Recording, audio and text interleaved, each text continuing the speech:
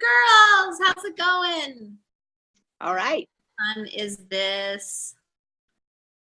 Oh, it's so fun to see a bunch of you that I haven't seen for a while. Rose and I, we had like what was it? Just a 4-hour phone call. I mean, it was kind of long, but we really wanted to do a good job with this PowerPoint with a lot of good information. The cool thing about this PowerPoint is, or not this PowerPoint, but just tonight's little discussion, is that parts of it really do hail back to homeopathy, and parts of it really hail back to the homeopathic prophylaxis class and the diet class. It's like this fusion. And that's what I love about homeopathy, is that it allows me to understand my body better. And then when you apply other good healing modalities that God made for us to use, like it all kind of comes together and it all makes sense together. And I like that about homeopathy because it really opened the door. It was a vehicle for me to understand my body better. My kids this year, they're doing an anatomy and physiology for their science block. And this is, I got this book. It's the Apologia, anatomy and physiology, like elementary science textbook or whatever. And I'm going to use it here and there tonight, so I'm excited about that. But I worked on the PowerPoint and I tried to make it pretty for you. So let me just share it with y'all. Here we go. Okay, are my friends that know me from childhood okay that I started saying y'all? I hope you guys are okay with that. Because I've adopted that from Texas. I love Texas. So, okay, so I just got this sign right here above our door. This week, it came in the mail like 2 days ago. It's our little homestead name, Milk and Honeybee Homestead. Exodus 3:17 talks about the Israelites leaving the land of, or all their hardships and their tribulations, and being led to the land of milk and honey like it's a good thing. I have always loved milk. And homeopathy was so special for me because it allowed me to bring milk back into my life, in its raw form.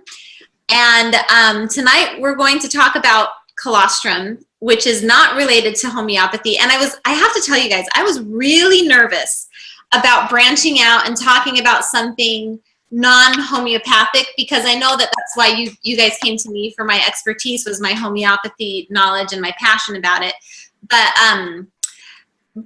the reason I'm doing this class is because I was getting so many emails asking questions about this colostrum, that supplement that I am taking. I mentioned it in my diet class just because I wanted you guys to know what supplements I did.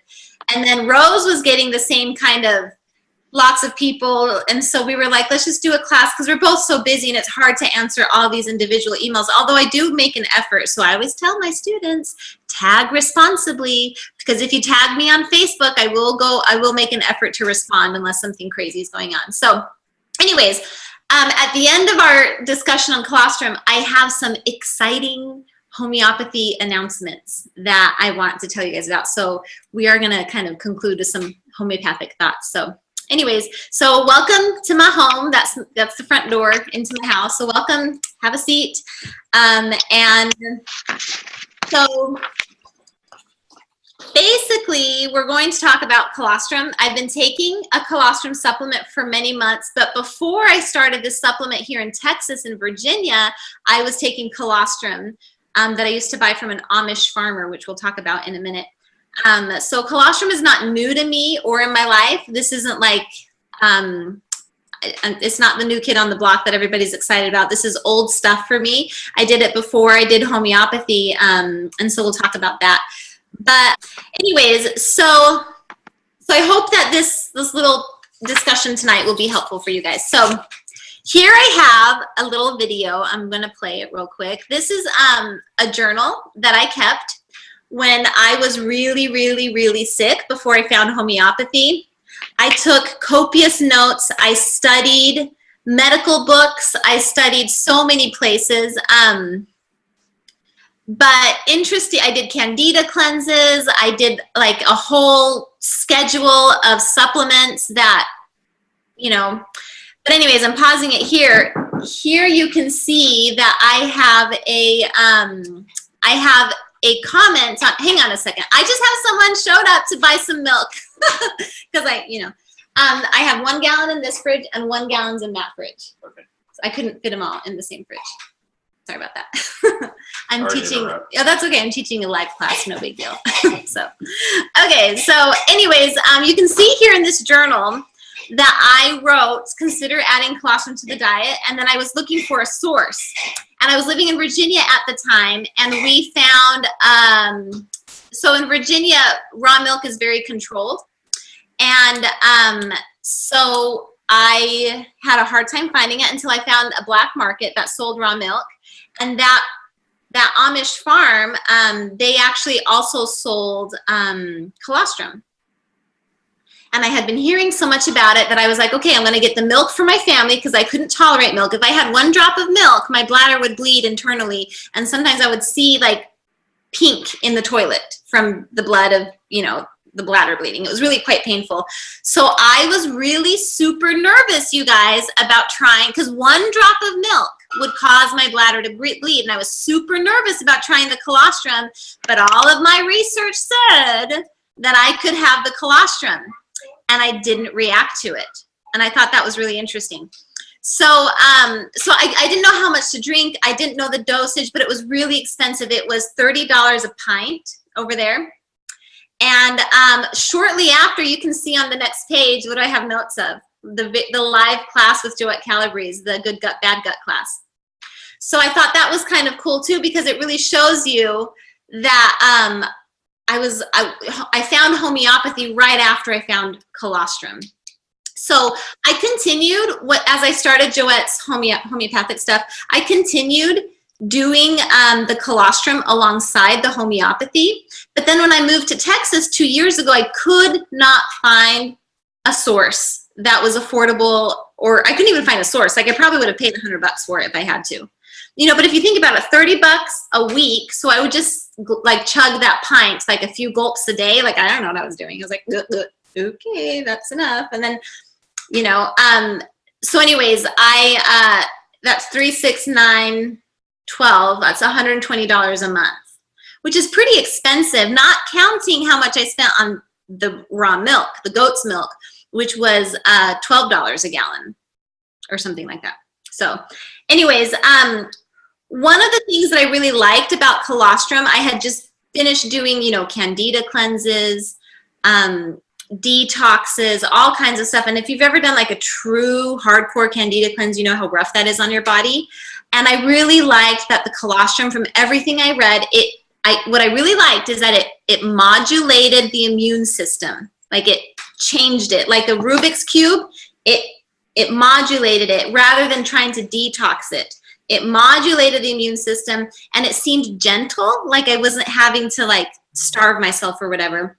And I know, Rose, why don't you jump in and tell me your thoughts on that kind of perspective of, Yeah, we're going to talk a little bit later about a little bit deeper into my story, but I never tolerated any of the candida cleanses or the liver flushes or the intestinal cleanses or anything like that. I would just get really, really sick because I couldn't seem to get the toxins out. They would get mobilized, but I could not move them on through. But you'll hear more about my story later, but I've done really well with colostrum, and I don't have to do any of those things and pay with the horrible detox that I used to get from doing those things.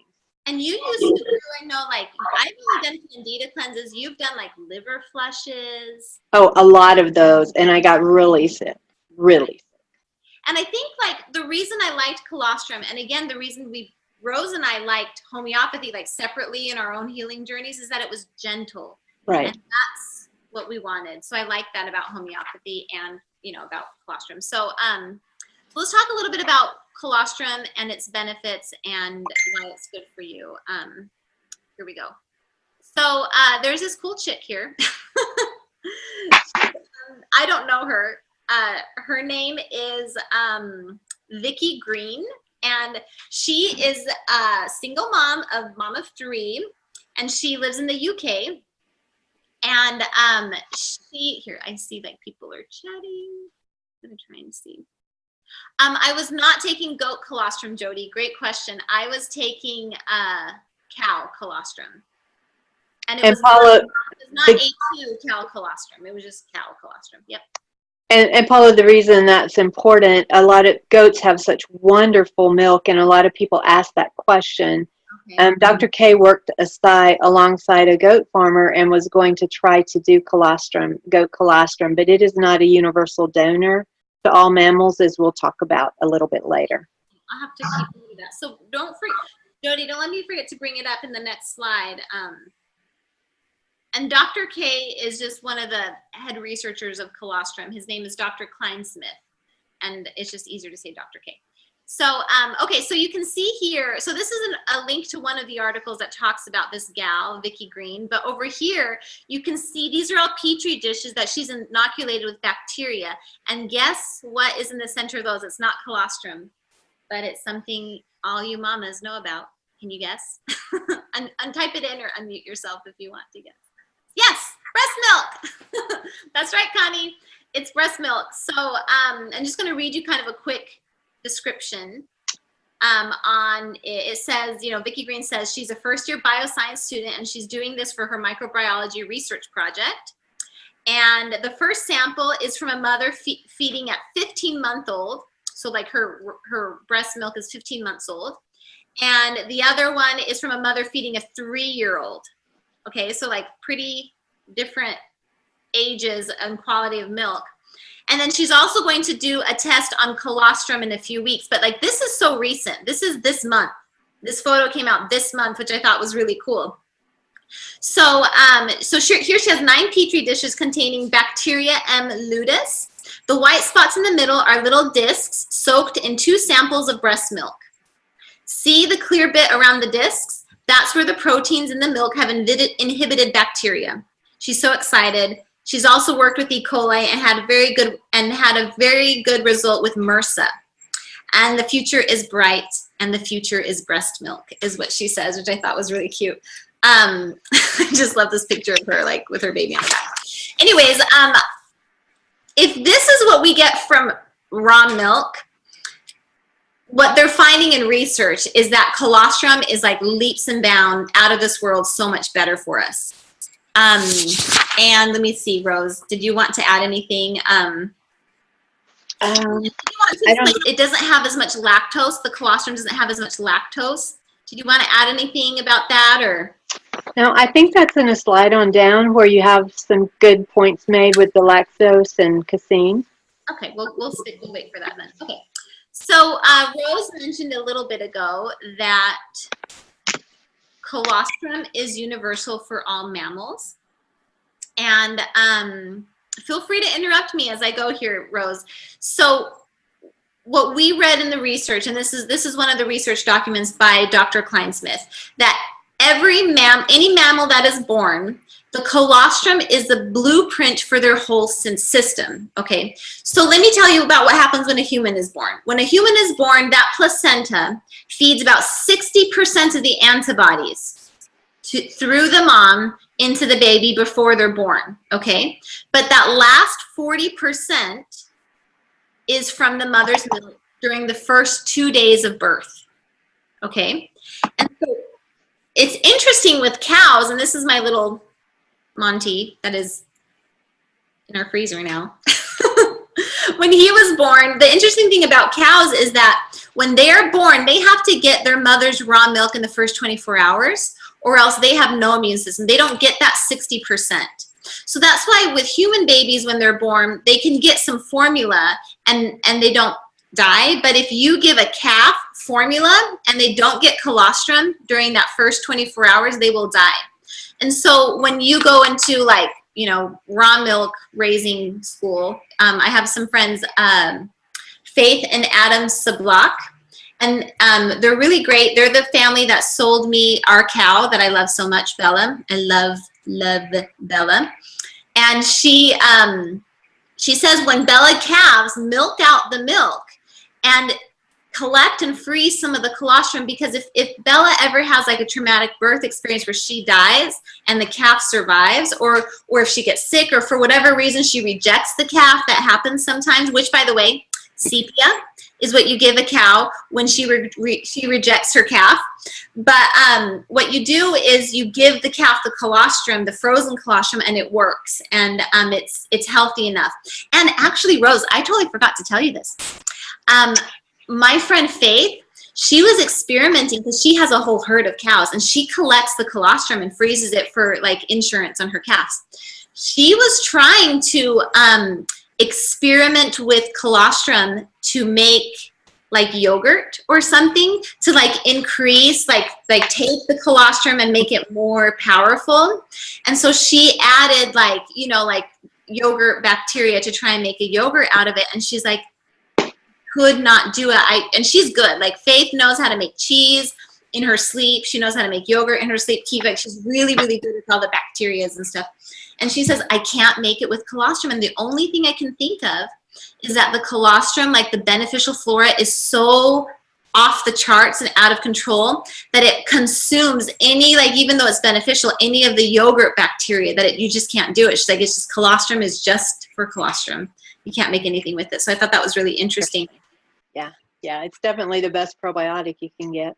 Absolutely. So, okay, so going back to the universal donor for all mammals. So what does that mean? It means that the colostrum contains all of the immune factors necessary for protecting the newborn from bacteria, allergens, toxins, and viruses. It also contains a balanced proportion of growth factors that are required for growth and healing. Current research shows that colostrum triggers at least 50 different functions in a newborn. So it's pretty also for us, when we take it as an adult, it's like getting a whole new blueprint for our immune system, just dropped right into our body. So get to start all over. That's right. And the interesting thing about, now I don't know if we included this, but I'm going to say it right now. So what Rose said is like a blueprint. When you take colostrum, a blueprint of a healthy immune system gets deposited into you, right? Mm-hmm. It gets just stamped inside into your gut. Well, the interesting thing is that the colostrum that Rose has introduced me to, that my whole family has been supplementing with, he will take the colostrum from several different cows, several different cows. Literally hundreds. And mix them together so that you have the antibodies from this one, the good antibodies from that one, you know, because everyone's different and everyone's going to have a different pattern of antibodies and all these beneficial flora, all these things that we could benefit from. So it's nice to get it from a variety. It's like nursing off of like 10 different moms. Healthy moms too, all healthy. You know, that's funny. So, okay, so let's go to the next little slide that I think is so interesting. Go ahead, Rose. Why don't you take this? No, go. Oh, you want me to pick up with the antibodies? I was just looking at our notes with that. Go ahead and tell us what the picture is. Well, this is just me straining my milk, and yeah, so just take it away, Rose. Go ahead. Yeah, Paula was just talking about the antibodies and all that's included in the colostrum. So basically, when all of these herds of cows, when they get the colostrum from them and they put them all together, as she said, we get all the antibodies and all the probiotics that each individual cow has, which is huge. But I was going to mention, Dr. K has a book, and I pulled these out of his book, and I just pulled the top ones I've read. There are many more than these. FDA allows him to claim these 19 because they're in all. I won't read them all, but I'm going to give you some of the names of the antibodies that you would be most familiar with. It's Candida, E. coli, H. pylori, Klebsiella, Listeria, 2 different strains of Salmonella, Salmonella poisoning, 2 strains of staph, 4 strains of strep infection. So you can see the value of getting these antibodies in your system daily. It's a pretty important thing, and I've actually seen it. I think we're going to talk about it maybe later. I've actually seen it already cure staph infection. So Dr. Kleinsmith, when he produces this colostrum, he mixes it from all these different cows, because not all cows are necessarily going to have all 19 antibodies, right? So, and what I think is so cool about this concept is, and I'll let you finish. Did you want to say anything else?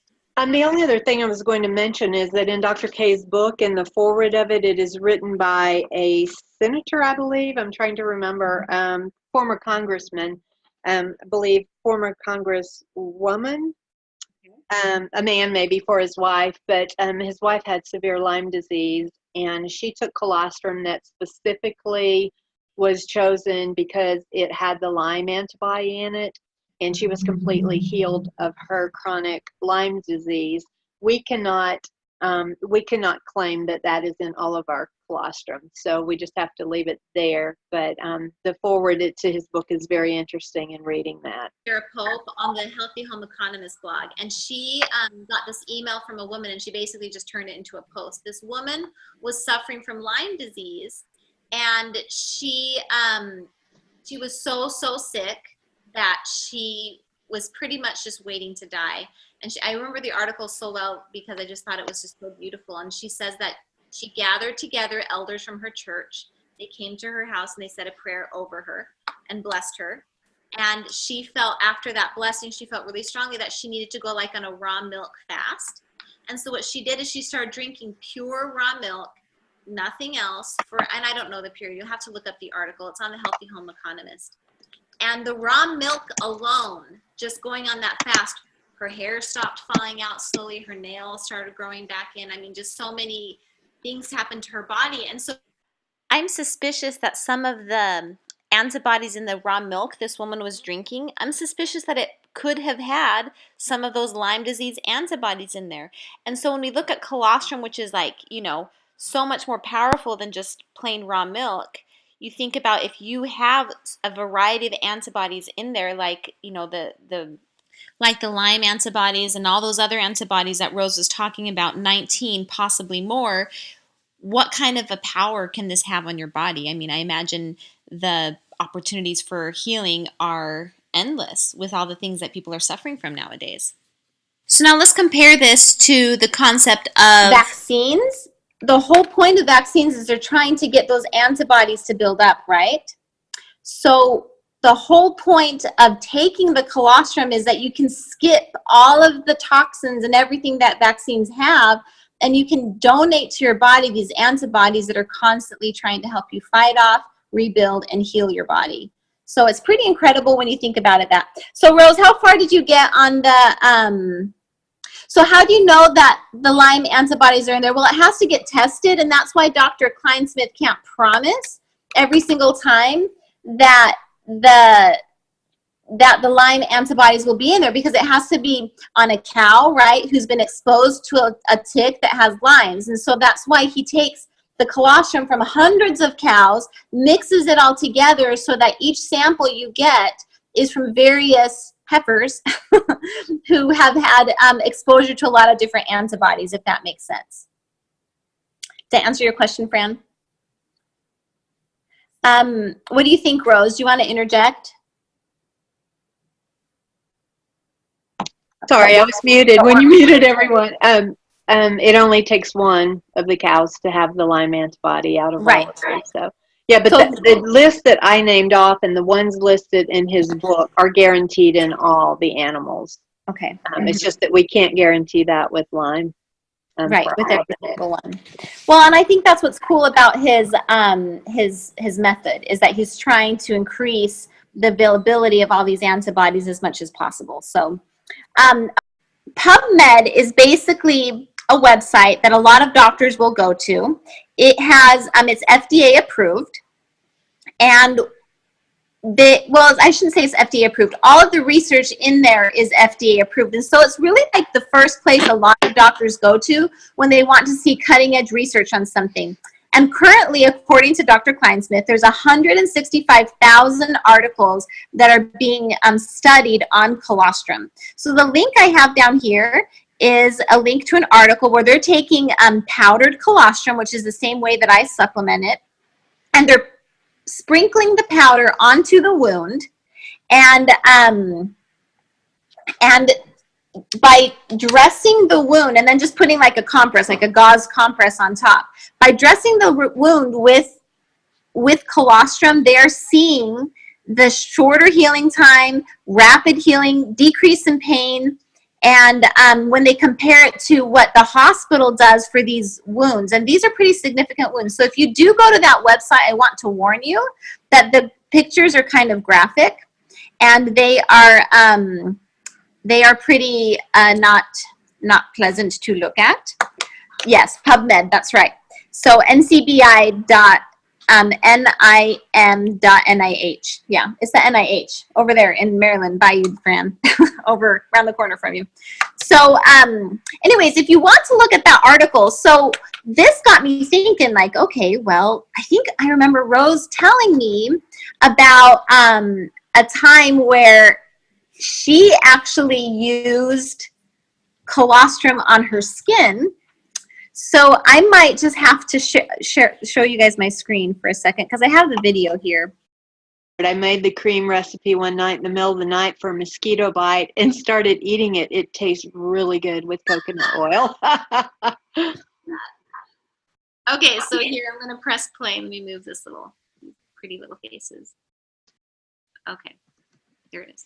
Okay, so I'm going to make this real quick little colostrum facial cream that Rose taught me how to make. So I'm going to start with a little bit of coconut oil. Okay, and I'm going to put it in there. Okay, I have to show you guys this though. This is a brand called Mud Pie, and they make the cutest little like servingware. Look at this. Holy strawberries, it's hilarious. It's so cute. And then, look at this one. Anything you can do, I can do better. And then, I thought that was really cute too. Okay. Anyways, back to the recipe. A little bit of coconut oil there. And then you add the colostrum. Okay. And this is, you know, the same colostrum that we're going to talk about in class. Anyways, so then you mix it all together, and I'm just using this mortar and pestle because I think it's meant to be fancy sometimes. We have it in my kitchen, and I like never use it. Anyways, so you mash it all up so it becomes this like nice paste. So get this really beautiful like consistency, and then I smear it on my face. So that's about it. All right. What I do is I make that cream every once in a while when I think about it. I don't do it every night. I'm not the best gal that does like the facial stuff at night before bed. But whenever I think of it, especially when I'm working on the computer, I'll just go and whip some up real quick and I'll smear it on my face. So. And also, I'd like to jump in there, Paula. Yes. That's where I saw the staph healed. My niece is one of the American flight attendants that has had severe reaction to the uniforms, and her severe reaction went into staph infection all over her face, very severe. The doctor had her putting diluted bleach on it because they didn't know anything else to do. And I had her start putting colostrum paste on it, and from the very first night forward, the staph began healing. And it is not 100% gone, but the inflammation is gone. It is miles ahead of where it was, and definitely safer than bleach. Right. So the purpose of the cream, I think it can be like, I have a little bit of rosacea. Oh, someone's not muted again. I'm so sorry. For some reason, when I mute all, my phone, like I'm on the phone, you know. Anyways, I think the purpose, so I have a little bit of rosacea that I'm trying to work through still. And so I put it on for that. You know, I think of it like calendula cream. You know, you have homeopathy internal and homeopathy external that you can do. You can do arnica cream too. And that's kind of how I think of the colostrum. I think of it as, you know, internal and external. So what would you say to that question too, Rose? To me, internally and externally is an extremely wise way to take it. Just like same here, calendula that I would use in a really bad injury, I would use internally and externally. But yes, that's how we do the colostrum. In fact, my niece that is doing that on her staph infection is taking it internally twice a day also. So the next screen, basically what we're trying to say is that colostrum gives you restored immunity, restored metabolism, and it's an anti-aging factor. So those of you that took my HP class, we're going to refer to some of that information, kind of what I said at the beginning of class. What I like about homeopathy, it's given me a vehicle to understand my body in another way. And you know, truth, you find it replicates itself over and over again when it's good, right? So the thymus gland, let me define it. I have here my kids' human anatomy textbook. And it says here, so the thymus gland is part of the endocrine system. So it makes a hormone specifically targeted to certain stem cells. These hormones cause those stem cells to develop into a certain type of white blood cell. This helps the body control its level of defense against disease. I love how they explain things so simply in this textbook for kids, you know. So again, I'm going to say it again. The thymus gland, it targets specific stem cells. And these hormones cause the stem cells to develop a certain type of white blood cell. This helps the body control its level of defense. So in other words, these are the T cells. And in my HP class, remember the two arms of the immune system? One of those involves the T cells, and it's producing white blood cells. So Dr. Klein-Smith explains that when a baby is born, your thymus gland is actually the size of an adult man's fist, right? So hopefully it's also like bendy and smushy so it can fit, you know, inside there, but it's pretty large. And then after your 20s, it starts to shrink. And around the time that you're in your 50s, your thymus gland becomes the size of like a strand of tissue. Now, a lot of doctors will say, well, when you get older, you don't need a thymus gland. It's only when you're a baby. That's what Rose and I kind of found out when we were researching it today.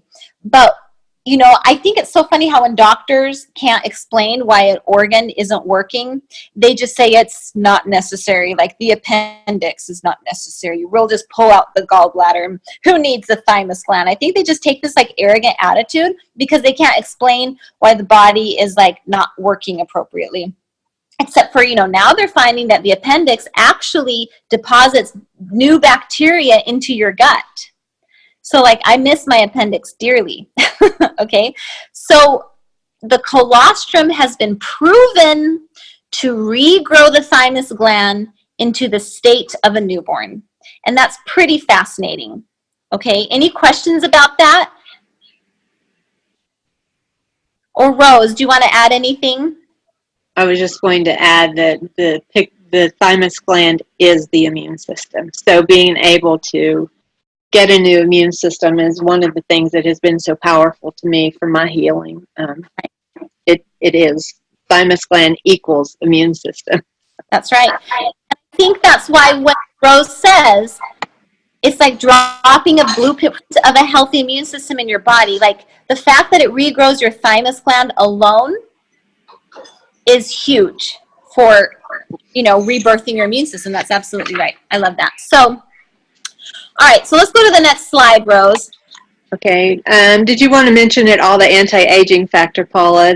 No, why don't you mention it for me? Just as women, it's important to us how our skin and nails and hair look. And for me, I can't believe the skin, just the skin picture alone. So this is more along the vanity side than the health side.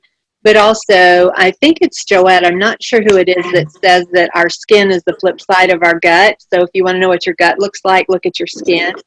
And if that is true, I would say in the last 7 months, my gut has healed tremendously because my skin is just real soft and shiny, and it's just real different from what it used to be, very healthy and glowing. So the anti-aging is a nice part too.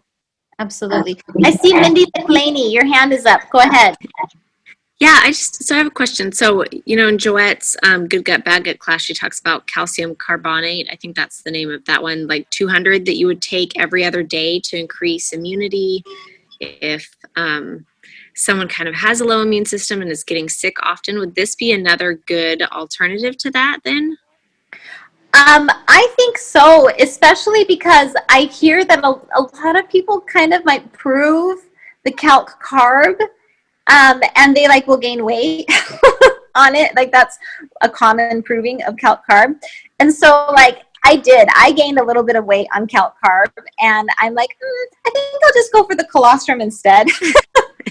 Just gaining of weight. But I will say Joette's slogan used to be before the Banerjees, her slogan used to be where nutrition meets homeopathy. And she really felt that proper nutrition fuels the body so that the homeopathy can work better.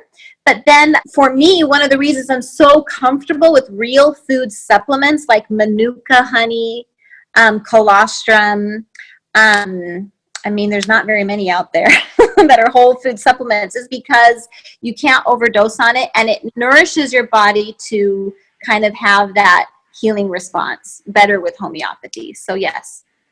Paula, along that line, I was actually reading from a veterinarian some weeks ago, and he actually stated that for animals, actually vets use colostrum very wisely, and they don't have to be alternative vets. Just the average vet knows the value of it for pets.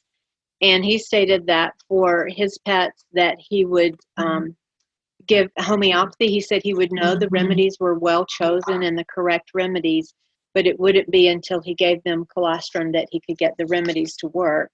And that he believed it was because their nutrition was so low that their body didn't have that vital force to mount the immune response that the remedies were suggesting. And that was actually exactly how my case ended up being. Yep, that's right.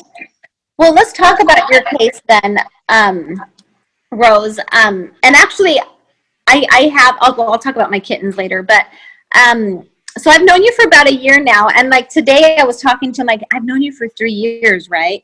And we were looking at it like, no, it's only a year. So I feel like I've grown very close and very grateful to Rose. She's been a very good friend to me. And for the majority of my experience with Rose, I have actually been super worried about her and her health. Our mutual friend, and probably your mutual friend too, Sherry Maines, who we love so much, she and I were actually praying pretty heavily over Rose because of all the people that I've helped, she is one of the ones that I think has been the sickest. I know that Rose, Rose would react to a homeopathic remedy almost like a side effect. Now, I know that goes against everything I've said in homeopathy, and I really don't want, I hesitate telling you guys this because I don't want you thinking that all of a sudden you might be one of those people. And it's not, I have yet to see someone like the homeopathic remedy was too harsh on Rose, which is hard to believe. Because that goes against everything. Like, that's exactly what Sharon and I said to each other. I'm like, Sherry, that goes against everything we believe in homeopathy. Homeopathy is gentle. It's, all those wonderful things. And anyways, and so we were pretty worried about her. So I know, Rose, your fatigue was so bad that you couldn't leave the house from exhaustion. And you hadn't been to church, I think, in 7 years, even though you love church, right? Right. And you had a lot of insomnia, which I can really appreciate. That can be a very hard thing.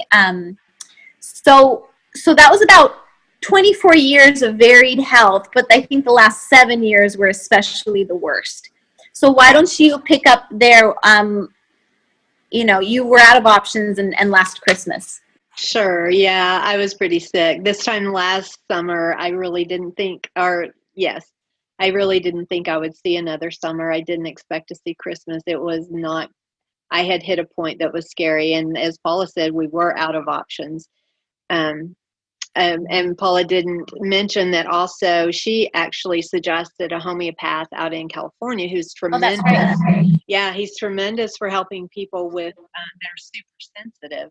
And I went to him for some time, and I reacted even worse to his remedies. I could only sniff them. I had to put them in 100 cups, put a few drops, and dilute it in 100 different cups, and then sniff it. And that was my dosage. And I had a worse reaction from that than I did the pellets or the water dosing. So I was pretty well out of options. And do you remember he said to you, he said, I've never in my life ever had anyone react like this. Do you remember that? Yes, I do. And he had me on 13 remedies a day.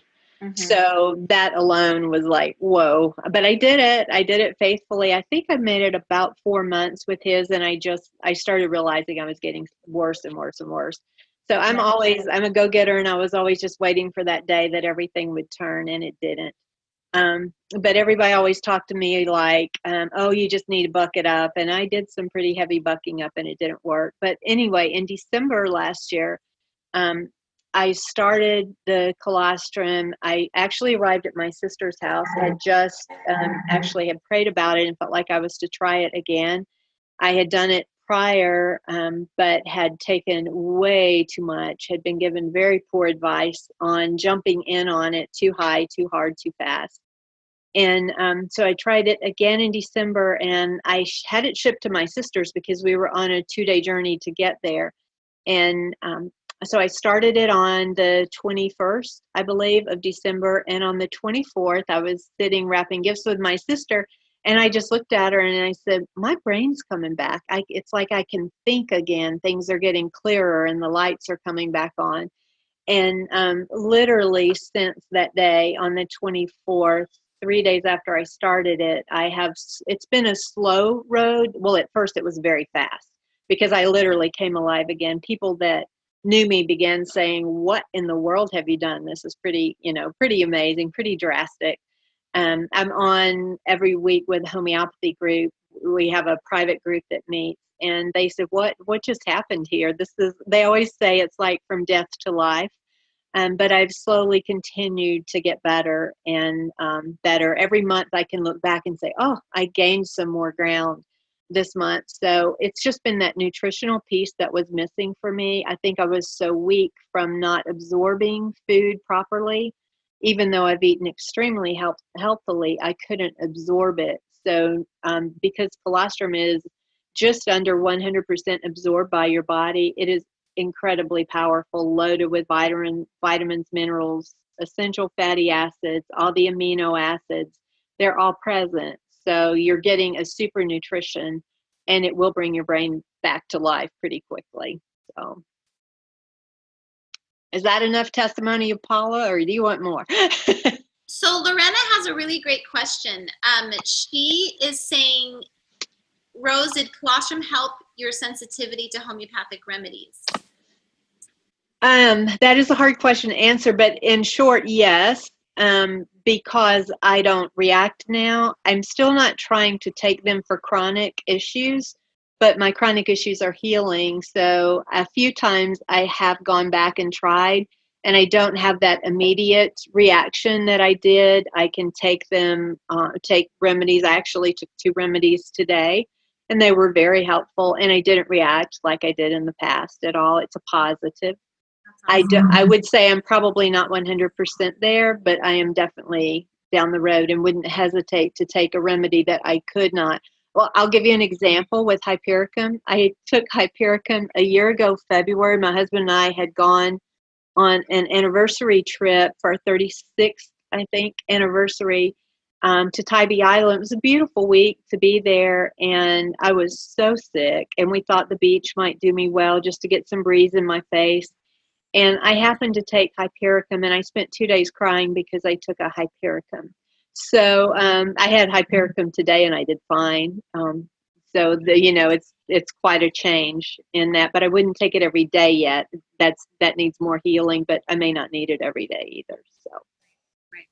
So Jennifer Lemon is asking if it has vitamin D and probiotics, and you actually, for vitamin D, I was looking at that the other day, and I did not see it listed in his book. I have seen it in other places that it's there. I'm actually continuing my desiccated liver. Once I saw in his book, D is not listed. Probiotics are there. Absolutely. I have seen numerous places that it's the most healthy probiotic that you can take. Absolutely, because if you think back to my friend Faith, who tried making yogurt out of it, the colostrum probiotics were so strong that they that she couldn't make a colostrum yogurt. At least that was her suspicion. That's what she deduced from the experiment. And you know, you guys, bacteria can be dried into powder form. When I make my yogurt, not my yogurt, my cheese, when I make my cheese, I use like a powdered dried bacteria to inoculate the raw milk into making cheese. And so drying it is still quite bioavailable. Yeah, and he does it raw. He keeps it raw. He only does it, I believe it's 115 degrees, keeps it raw. He's very, very cautious of that with drying it. He takes nothing out. The colostrum that we take, you can see the nice yellow, thick, creamy powder, and all of that has been removed is the moisture. No other changes have been made. And he's done it like that for 25 years, and he said it will never change because that's how God made it. So Rose's Facebook, she has a Facebook page. It's a public page, so it's not like a group you have to join. And it's a great place to search for information. There's a search bar on the left, and you can just put in keywords. So what Rose has done is she's added articles and had discussions with people answering questions. And so I know, Rose, you're super busy. And again, like I kind of like to joke, like, tag me responsibly, because if you tag me, I will try to answer. And Rose is the same way. But I think that's a really great starting point if you guys want to research a little bit before, you know, directing a question exactly to Rose or to me. I think that's a great starting place. But I also... There are 2 new posts every day, so there's always new stuff, but there have been 2 to 3 posts daily since February, so you'll find most of your answers there. That's great. So I wanted to say Rose had to start out very slow with the colostrum, and we'll talk about dosing in a minute, but she's like one end of the spectrum. I'm like the absolute opposite end of the spectrum, where I am having, like, you know, Jason and I, we read books at night together, and I'll be like, then what? Then what? I'm like spooning this stuff, and then my husband's like, that stuff, you need to stop. It's supposed to last a month, you know. And he like notices because I love it so much. It's very addictive. I love the flavor. I think it's really yummy, and I hope you guys like it too. But I did want to talk about one other testimonial story about this gal that Rose knows, who's autistic, and why don't you talk about her, Rose? Paula, can I jump over and answer a couple of these chat questions first? Go for it. Is the colostrum you use in liquid form, or is it like a supplement? It's actually a food. It's not considered a supplement, but it is in powder form. As I suggested earlier, the only change that has been made is the liquid has been removed. It's been dried at 115 degrees. How long has this product been out there? The one from Dr. K. He created it 27 years ago. It's been successfully on the market for 25 years. It used to be in high-end health food stores and doctors' offices only. And recently he's taken it wholesale and allows us to get it at the prices they buy it at. And then, is the colostrum from 100% grass-fed cows on organic pastures? Organic pastures, yes. Not 100% grass-fed cows, and that is very specific. They have a small amount line-fed where they make sure that their nutrition is complete. He's written a lot on that, and he's very comfortable to talk to you about it. He always says, my cows are my babies. They're my livelihood. I treat them like my children. So I know that our farmer in town is organic, the person we purchase from, and he does the same to make sure they get their nutritional value. That milking is going to give her some grain. And we give her really high quality stuff. And then I also supplement her with this probiotic rich alfalfa that is like sauerkraut, you know.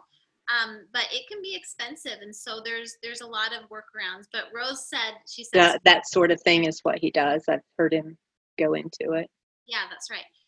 But Rose said his cows are the healthiest cows in the world, and I was like, my cow's the healthiest cow. Yes. And his. Yes.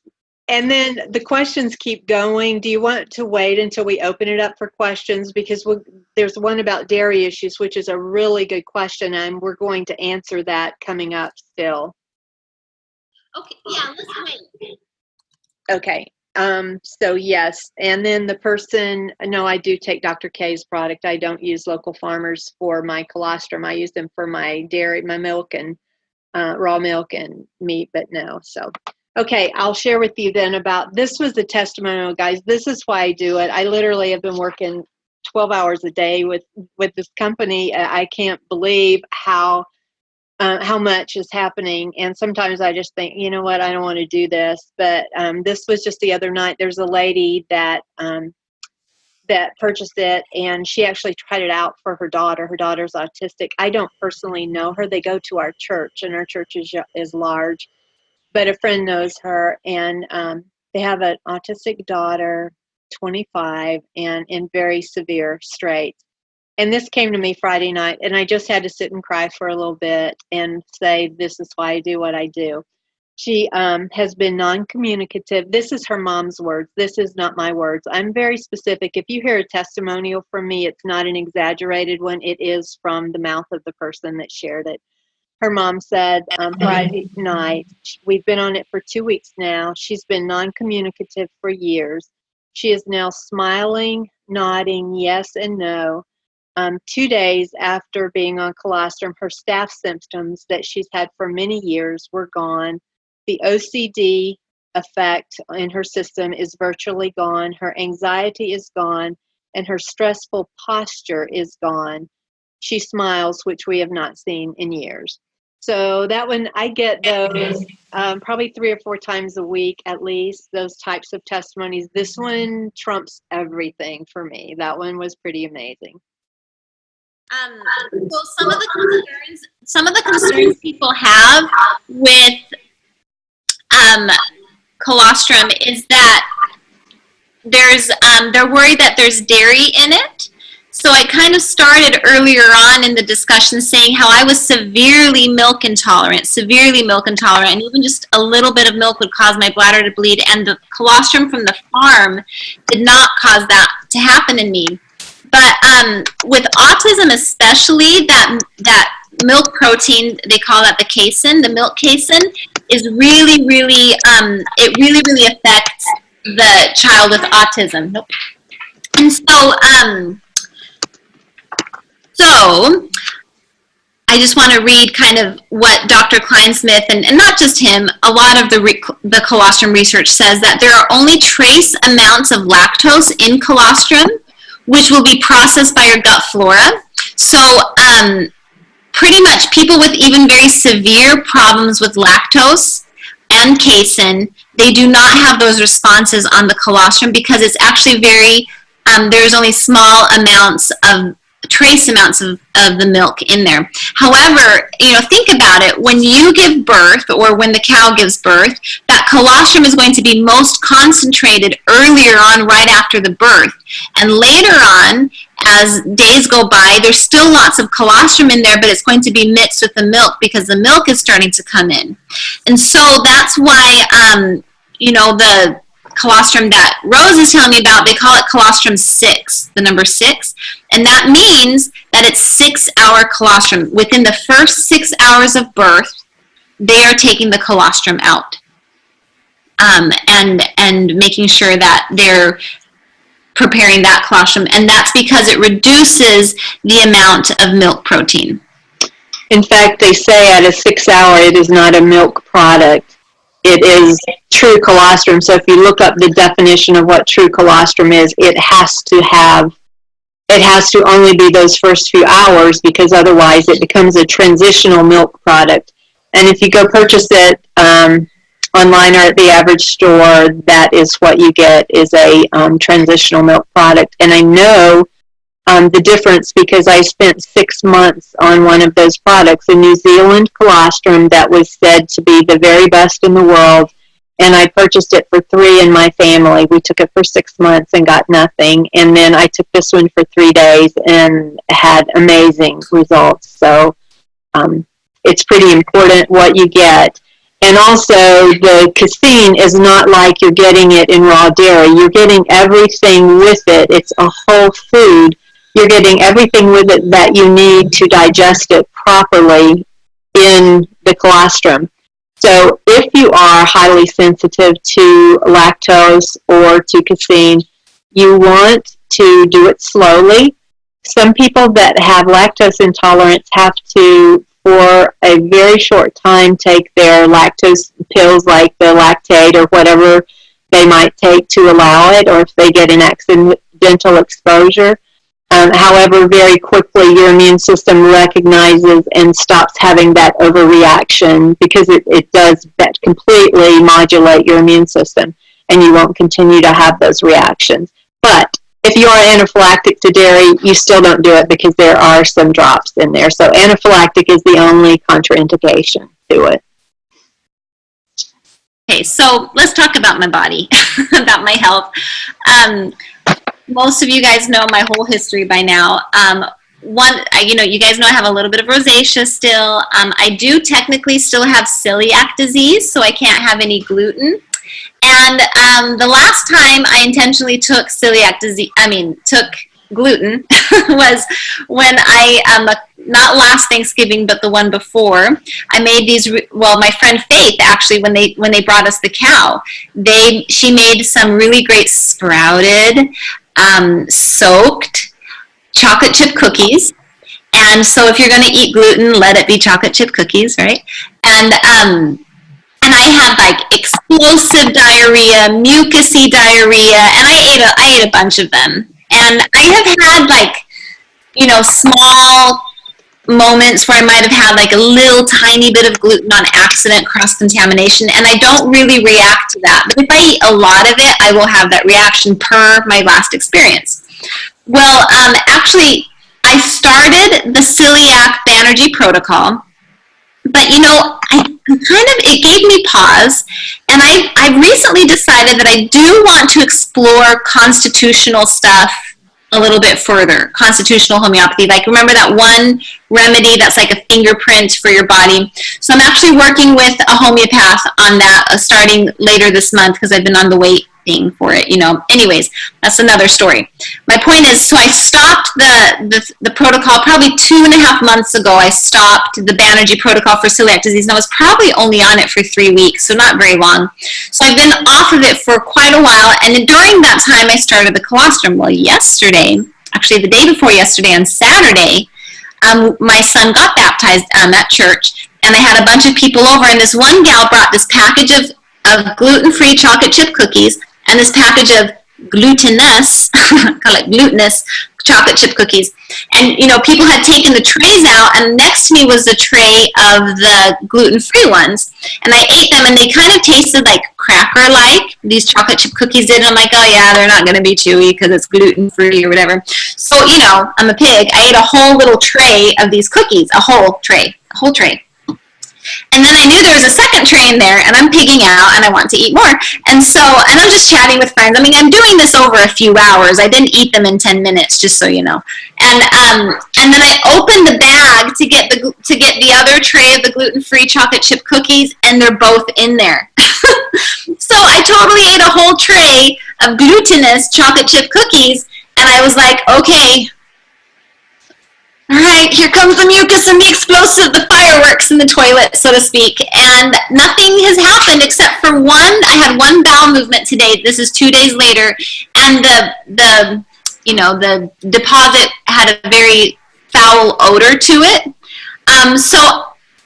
I think this is a step in the right direction. I know that colostrum has a strong history with celiac disease and repairing the gut and fixing that. And so no matter what, like even if my body isn't 100% perfect, and neither is Rose. I mean, I'm not sure if we said that, Rose, but you are not 100%. Okay, good. You're not 100%.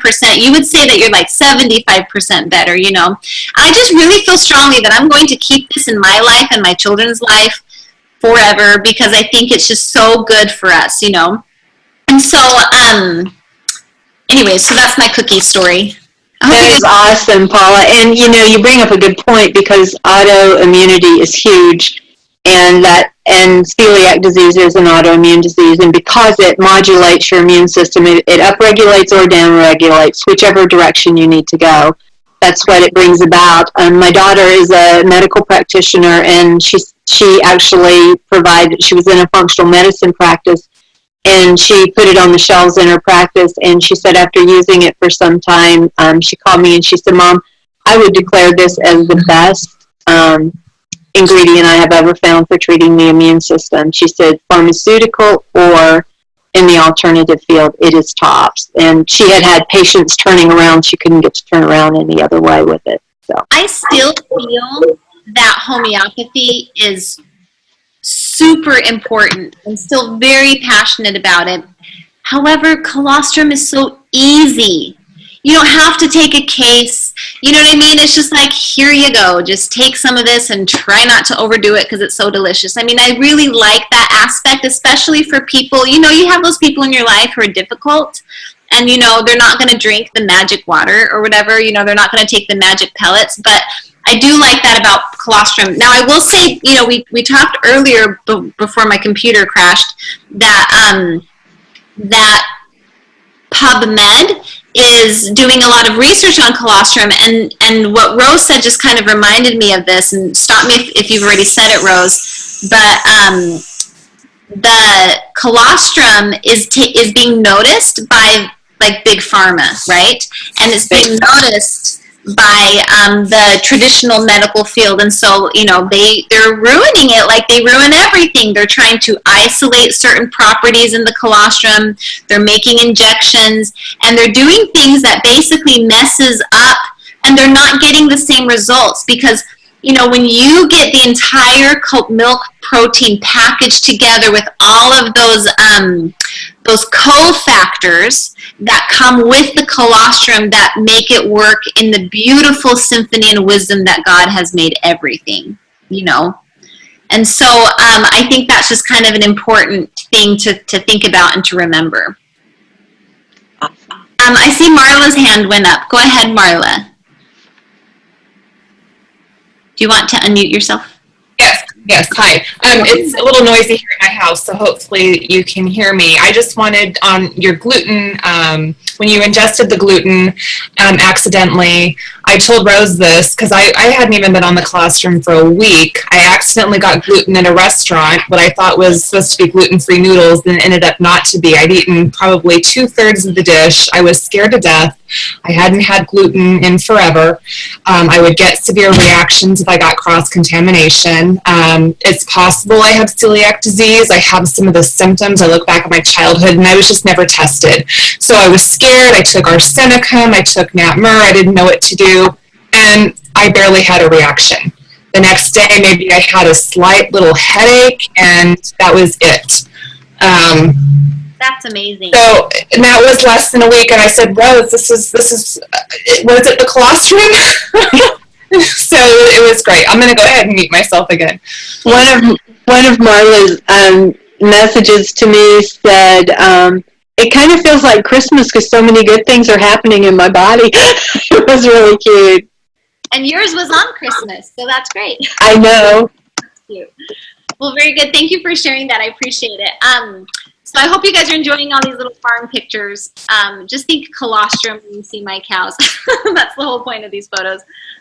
Okay, so I did want to tell you guys, I love cows.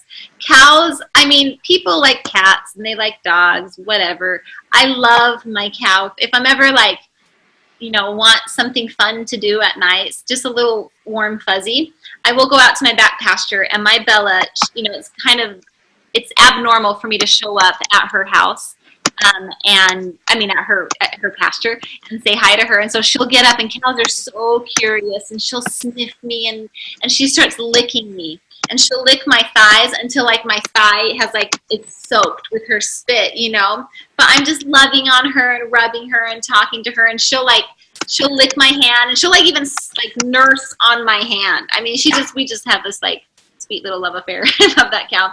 And so in light of that, one of the things that people always ask is like, well, if they're taking the milk those first 6 hours after the calf is born, will the calf have enough colostrum to be healthy? And the answer is absolutely yes. Yes. So that's just an important thing to me. And again, kind of going back to that concept that he gets the colostrum after the first 6 hours of birth, he actually was being sued because people weren't believing that, and they and the court case he won, and it was on his side, and it's proven that he is one of the few, you know, companies that gets that 6-hour colostrum. And so he's pretty strict with that, and I like that. Another thing, as I'm hearing, you know, Rose's story and other stories with the healing, when people are telling me the benefits they're getting from the colostrum, what I thought was so interesting is that what I'm hearing them talk about is Herring's laws of cure many times. People talking about, you know, healing going from present to past, core out, that the skin is a sign of, you know, your body trying to protect you from something more inner, and like skin things kind of reappearing as you heal. So Joette has said this before in her classes. She said this in Good Gut, Bad Gut, where she says, you know, other things can heal you too. It's not just homeopathy. Herbs can heal you. Except you have to be careful with herbs because you don't want to overdose on those. You want to do those appropriately. You know, essential oils can be good if you're using them appropriately and you're not taking like large amounts that you're trying to kill bacteria. But I firmly believe that colostrum falls into the category of healing, and that and I love that it's so gentle, that there's not those like detox reactions that we talked about before. And so and it's not Herring's law of homeopathy, it's Herring's law of cure. Because he's talking about the natural process of curing, okay? It's just that because homeopathy heals, we often see that in homeopathy. And I just think that's fascinating. So let's talk about dosing real quick. Like Rose said, she was on one end of the spectrum where you know, you start with half a teaspoon. Ideally, you'll put it like in your gums, in the mucous membranes under your tongue or in between your teeth and everything. And it's good for like teeth problems, you know, like I've read about it, you know, helping with cavities and things like that. But you put it there and you just kind of hold it there as long as you can. I just think it's so yummy. I'm always like, oh, I'll just eat this and I'll do it again in a second, you know. But allowing it to absorb through there. And it is important to do it twice a day. Now, they do sell like out there on the market, they do have like a capsule form of colostrum versus the powder form. And people don't realize this, but especially people who are gut compromised, digesting that simple, innocent looking gel cap can actually be very hard on your body. And so you want to open up the capsule and put it in your mouth if possible, unless for some reason you really don't like the flavor of the colostrum, which to me is like totally crazy because I'm 100, like when it's bedtime, I'm like, oh, I could have my colostrum.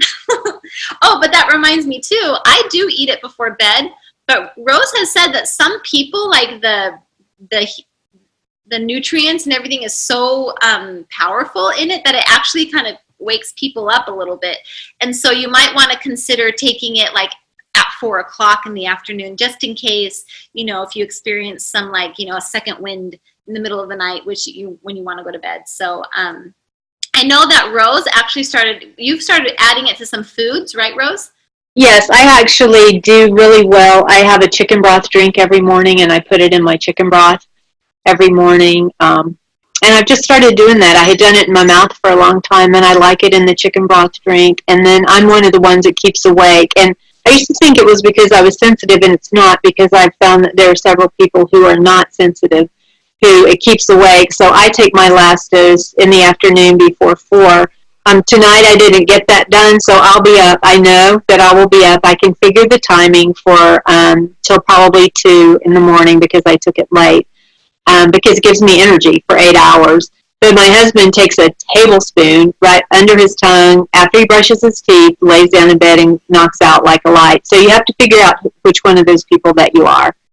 Right. And so along with what Jennifer's question is, besides anaphylaxis, have we seen anyone react negatively? I think for someone as sensitive as Rose, it is wise to start slow and low, you know what I mean? But like for me, I can probably have as much as I want, and I don't really have a reaction. Yeah. And I have had as much as I want. I haven't had a reaction. So I think it just depends on the person, but it is totally safe to take while breastfeeding, Lorena. It is food, and so you can't overdose on this. And then Erica was asking, are all capsule bad on the digestive system? I wouldn't say that they're bad, but all capsules can be very harsh on the digestive system, especially for those who are gut compromised. We're not talking about colostrum capsules. This is just across the board supplement capsules. Yeah, I did. I learned that the hard way. Several years ago, I took a supplement capsule, and I've struggled with supplements for years. There has not been one that I tolerated. But I took a capsule, a transfer factor, interestingly, which is a part isolated out of colostrum. It was so interesting when I learned that. But I took the capsule, and I was extremely sick that day. And this is a little graphic, but we've already been talking graphic a little bit about Paula's fireworks. So I was sick all day that day, and the next morning when I had a bowel movement, sitting right on top was the whole capsule, and it had gone through my system, and I really think part of the pain was it just like threw my body off really badly. And that's since that day, that's probably been 10 years ago, I've never swallowed a capsule. Everything, no matter how badly it takes. I will actually open the capsule and do it in a different manner. I usually stir mine in just a tad of yogurt to give it some fat to carry it on through instead of the capsule. So I always joke that people are scared to take something, feed it to the children first, and see how they do.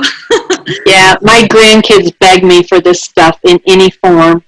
And they like the little lozenges for children. Someone is asking about dosing for children. Dosing for children for an average. Dosing for, you'll see maintenance is a half teaspoon twice a day. For adults, for children, it's like a quarter teaspoon a day. There's dosing for pets. It's very specific. It's on my page. There's no too much. There's really no too little.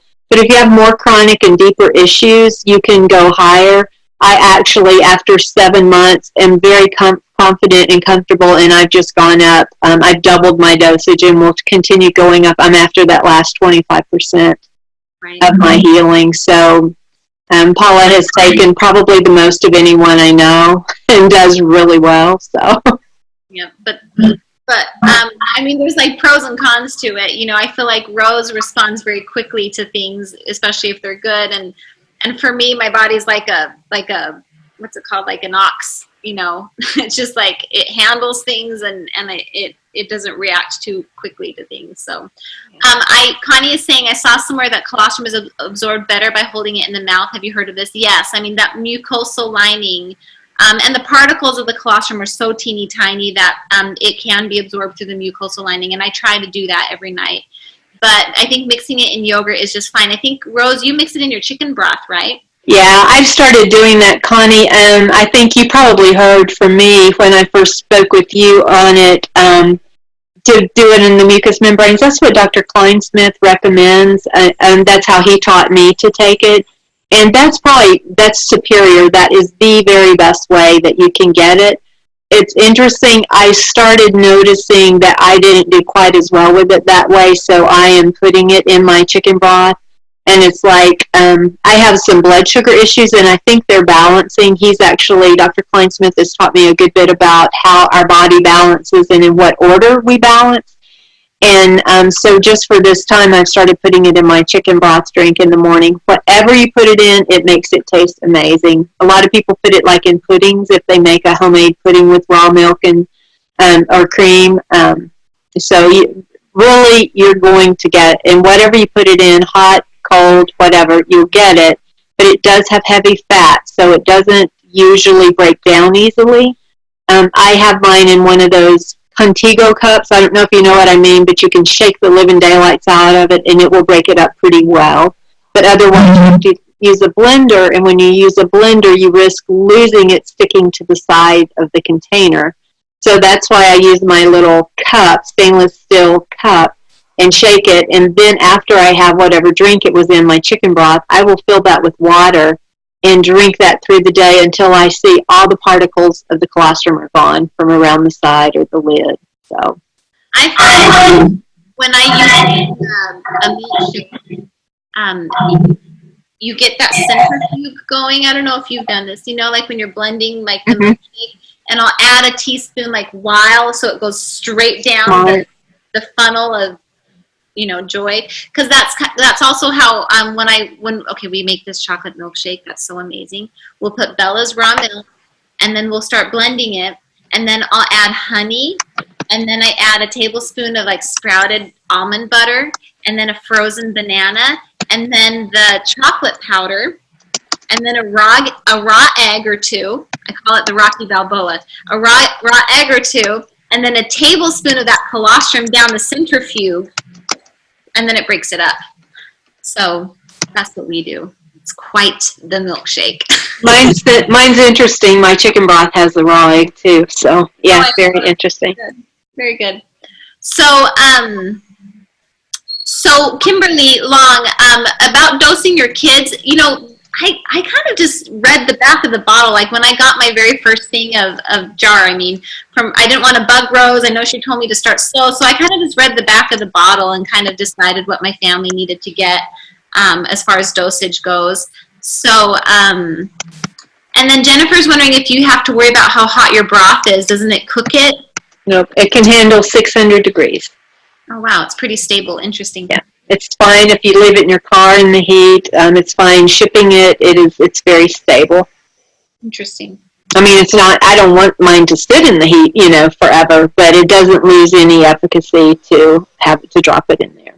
So a lot of people put it in their coffee, use it as a creamer. Interesting. Cool. Okay, so let me go to the next slide because I want to keep this moving along.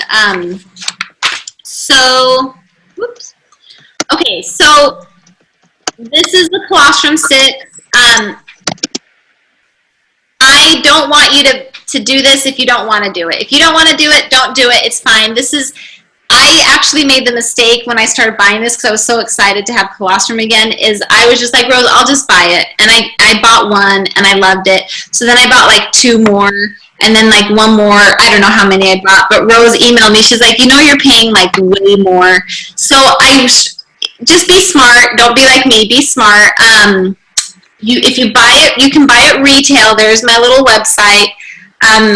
And you can buy it for the retail price, which is what I did at first. It felt very like non-committal. I'm just going to try this, whatever happens. But I think the smarter way would be for like the Costco membership. It's a once a year fee of $22. And I'll show you guys where to go for that. And then you can get it at the wholesale price. And then some people, I guess the feedback Rose and I have gotten is some people have felt like, okay, so can you do this as a business and sell this to people? Why aren't you telling me about this? Now, I don't want to spend a lot of time on this because that's not the purpose of the meeting tonight. I just want you guys to learn about the colostrum. But there is, if you want to become a builder and make this more of a business thing, just email me and I can give you information on that because I don't want to spend a lot of time on this. But I've also thought about this long and hard. I have my homeopathy study group Facebook page, and I really am passionate about homeopathy, and I don't want to mix things up there too much, like talking a ton about colostrum here and then homeopathy there. I feel like it mixes it up. And so I'm going to stick to just homeopathy stuff in my Facebook group. But if you kind of want to participate in more discussions and more conversations about colostrum, you can go to this form here, and I'll just create an email list with people, and I'll send this. You guys, I'm going to have a handout that I will post in Facebook under that thread, and I will include this link. So you guys can just add your name, your email address to this link, and that will allow me to know who wants to kind of stay in the loop as far as colostrum goes with my stuff. But I think if you want to just start out, try this out, I would personally do it the smart way and just do the $22 membership, and then it's like a Costco membership, I think, is the way I think of it. And then that's all you do. It's just a way you pay it once a year and you get it at wholesale price, But anyways, am I forgetting? Oh, I did want you guys to know, like, okay, let me stop. Let me go over here. Stop the share. Wait, not stop the share. Oh dear. Why can't it? Let me just copy and paste it.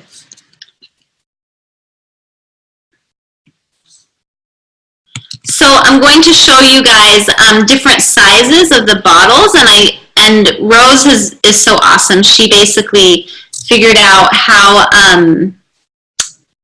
what size lasts you how long. Okay. So do I sign in, Rose? I muted you, by the way, Rose. So you might need to unmute yourself. But you go over here and you just do associate member. That's the Costco membership. And then you just follow the prompts. But, oh, I did want to tell you guys this too as this loads. So you like fill out all the information. And then when you sign up, you get this little like package of just a few little things. They do sell, this company sells a few different products in addition to colostrum. They have this product called Limousine. Let me see if I can get like a better picture of it. Let me go over here. This is like if you want to do more like business stuff with it. I went over here to join now, and then I went to associate builder. And then once you get here, you skip right here to the colostrum pack.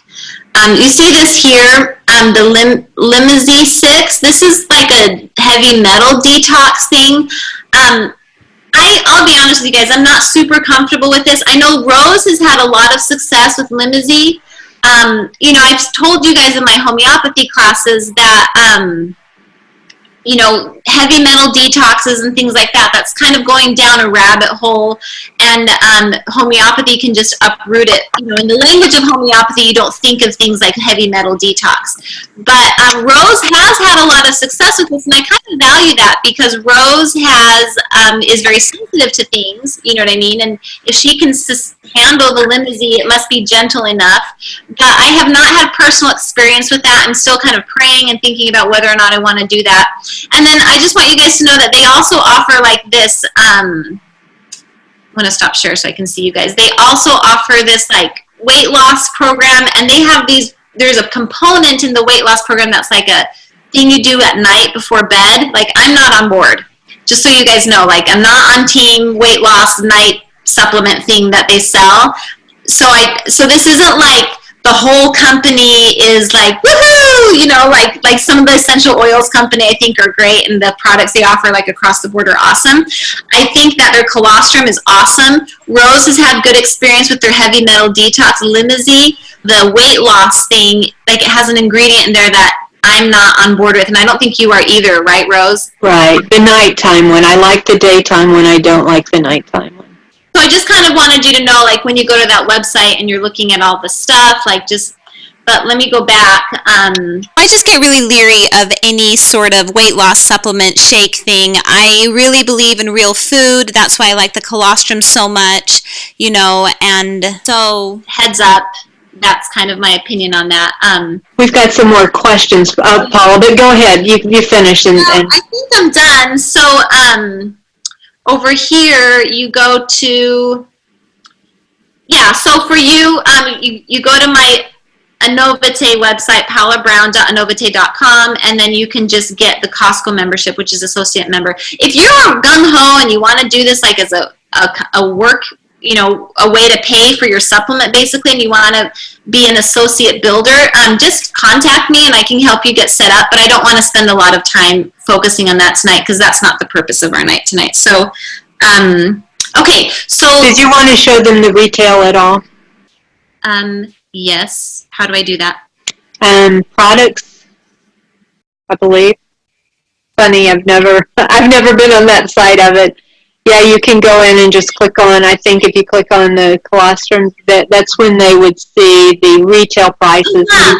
Yes, that's right, the sizes. Okay, so these are the tablets that Rose talks about for kids that she really likes. But this 1 pound right here, you guys, 1 pound powder, this would give you like a 5-month supply if you were doing that half teaspoon dose. So twice a day. Twice a day, that's right. And then if you go down here, where's the 2 pounder? It was right to the left of the 1 pounder. Yeah, the 2 pounder, this would get you for 10 months if you're doing half a teaspoon twice a day. And then over here, the 6.5 ounce, this is what I started with, you guys. And that lasts you about 2 months unless you eat a lot of it. and then it does not last 2 months. So I really should have never purchased at retail because I did spend, a lot of money on it. But it's okay, it got me kind of comfortable with it, and I liked it and everything. So, okay, so should I stop share and answer some of these questions?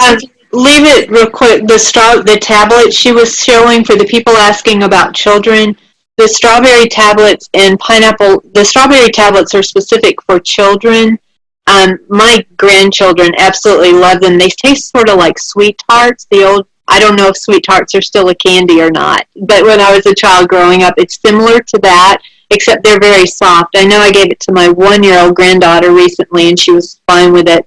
My grandchildren will eat the powder right off the spoon with no trouble, but the strawberry tablets are for children. The ones right below the pineapple, Brian and I use that when we travel. It's just very easy to, when I get tired, I'm at the airport and it's been a long day, I'll pop a lozenge 2 or 3 times, just kind of, pick up my energy level. And those just kind of live in my purse. And I would never have bought those, but they actually months ago came with a pack that I bought, and those are pretty cool for travel. If anybody, if you've got a husband that travels or that doesn't like powder, cost-wise, it's more expensive than the powder. We've broken the powder down. If you buy the 1 pound tub, it costs you $13 a month. That's the cost. As you drop, that's the 2 pound tub. As you drop down, it's a little bit more expensive per dosage. So that's kind of how I figured it up, because that's the bottom line most people want to know. Right. I like that. Good point. Yeah, I guess they don't have prices here. Mm-hmm. And that's if you're doing the Costco version. Right. You clicked on the retail, so you would have to click on the product to take you over to show the retail. That would then show the retail price, not the wholesale. Let's see. So I just clicked it and it's loading. So this is the retail price? Yes. Wholesale is $135, I believe. This all just changed, the sizes and prices. I think that one's $135 wholesale. Okay, cool. Now, Rich and Mel is asking, and Mindy McLean is saying that's for one person. So, the 1 pound 5 month supply is for one person. Right. Right. Right. Mm-hmm. And so Rich and Mel are go ahead. Nothing. Oh, okay. Rich and Mel are saying, Rose, could you ask about methods with a feeding tube? I'd like to know if it should go in the stomach or in the intestines. That would be a wonderful question for Dr. K, and the amazing thing about him is he's extremely available, and he has probably, in his years, he is very hands-on with people, and I could put you in touch with him to ask him that question. He would love to answer that for you. He's most likely experienced it. Yeah. Yep, I would like to too. Yeah, someone else asked, Kimberly asked, what supplements do you feel it could replace?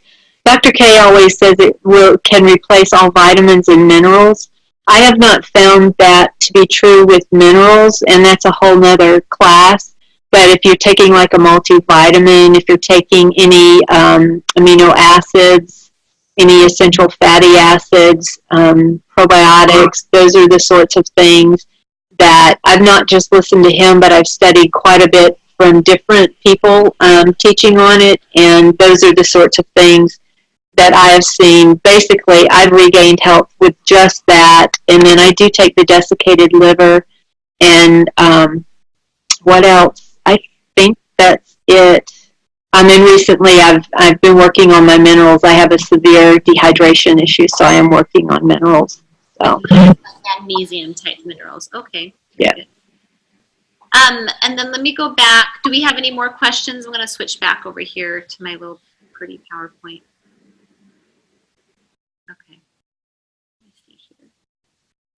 Nope. Okay, everyone's just saying thank you. So, okay, so any questions about this screen before I move on? And again, I'll post you this link if you want to participate in like emails or future meetings or whatever, just discussions about this. And I don't even know like exactly what we're going to talk about, but I do just kind of want to focus on homeopathy on my homeopathy study group page. So feel free to mention colostrum here and there. That's not a big deal, but I do want to just stay true to my mission in my Facebook group, which is, mostly homeopathy with a little bit of other stuff mixed in. Let me see here. Okay. Looking at my notes.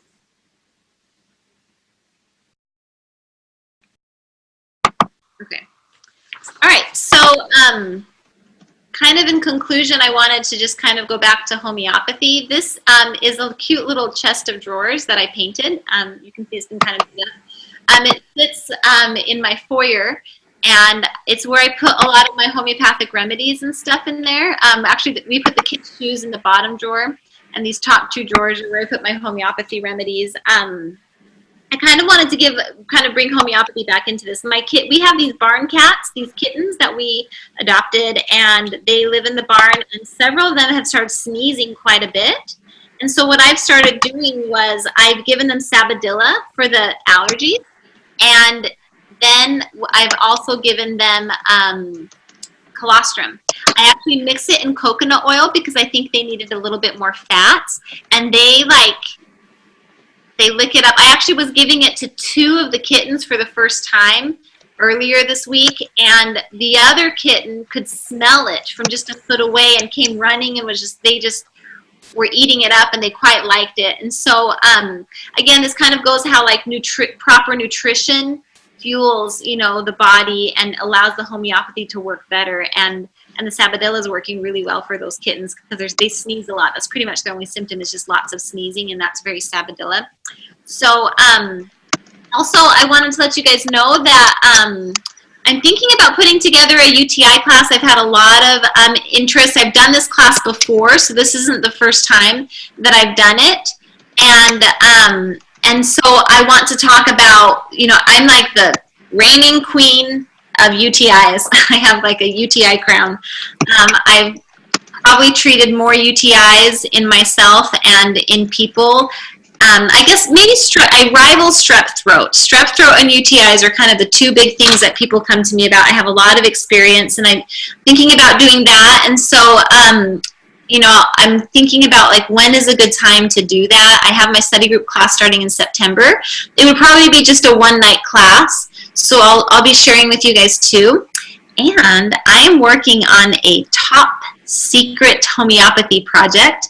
And I'm not going to share too much else on it, but it's a big project, and I'm really excited about it.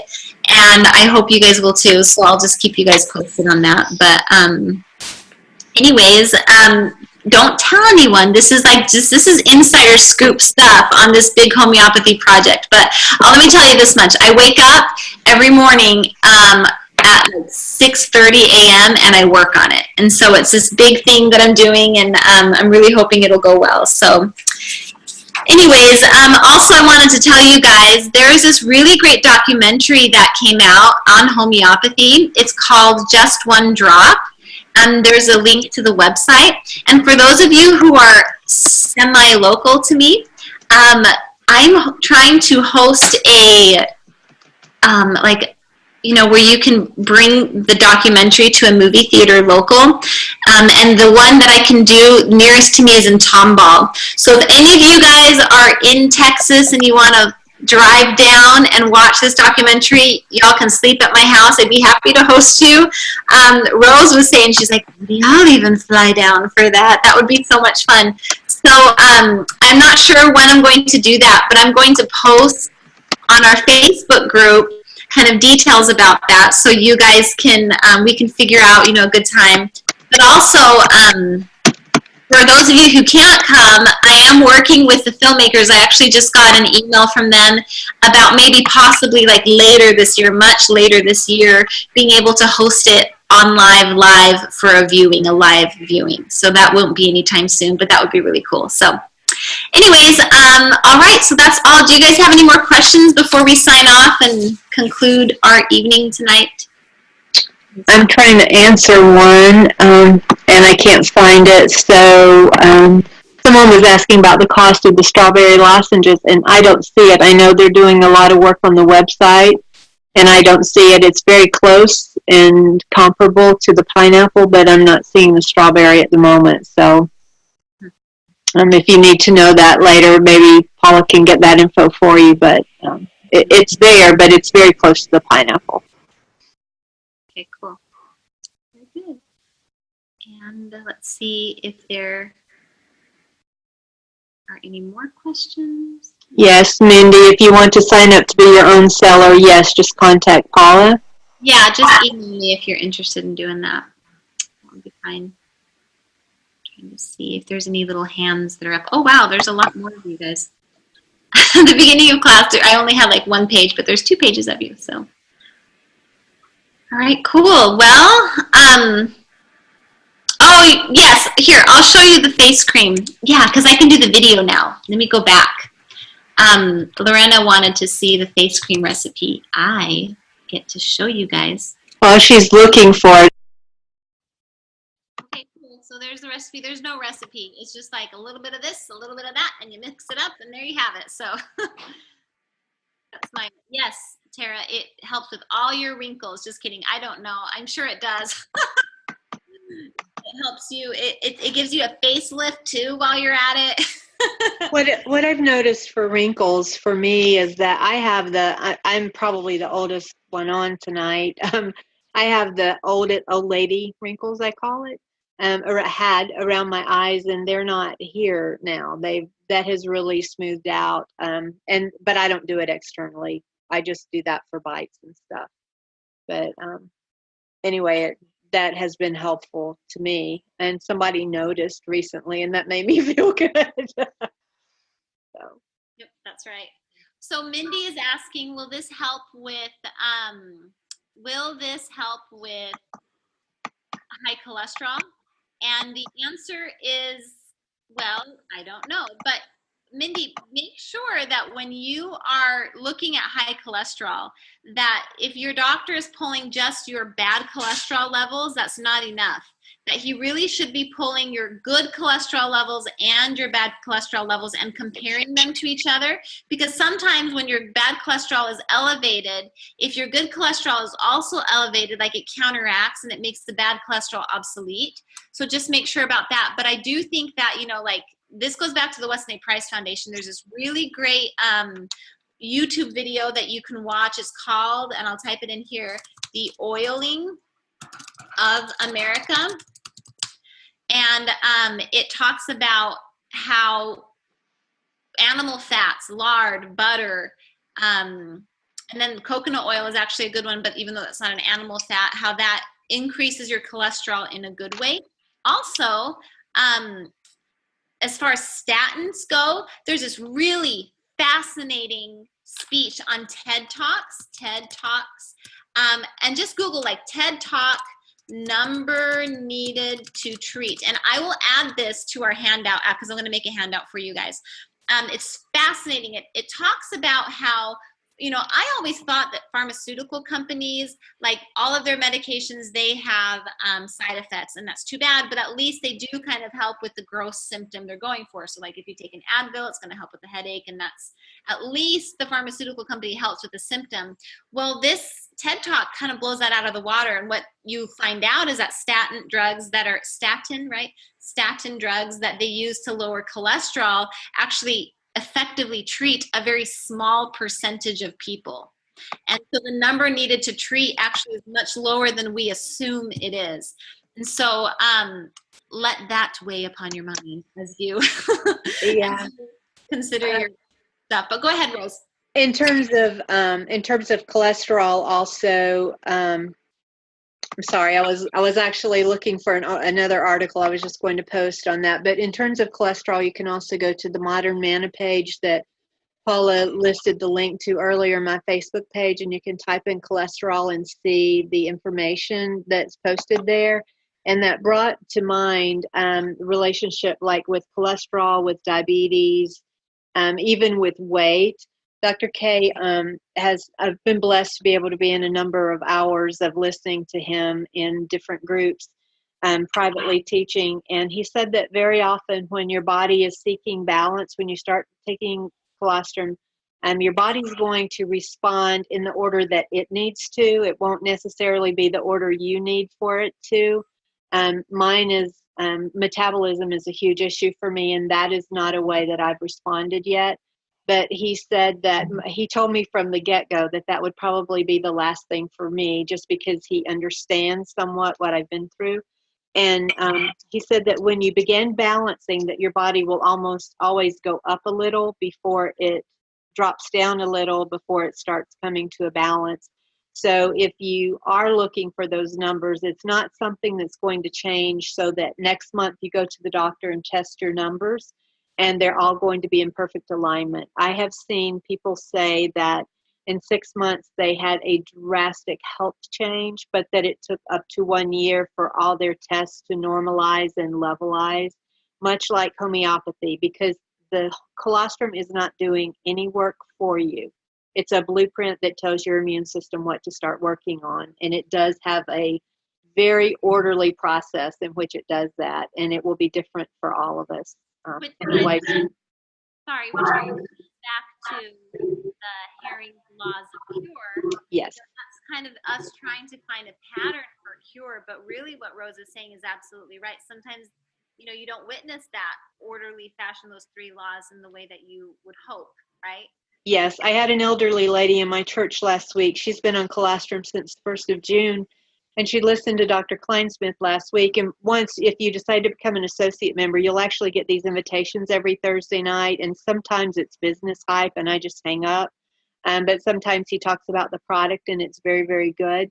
But he was talking about the product, so this elderly lady decided that she would up her dosage, and she did, and she contacted me and said, "Oh my gosh, Rose, I broke out with a little rash on my arm. Oh no, am I allergic?" And I sent her the Herxheimer report from the back, and from the back office of when you sign up, and I said, "No, that's really good." I said, "Your immune system has immediately noticed something, and it's kicking it out." I didn't teach her Herring's laws of cures.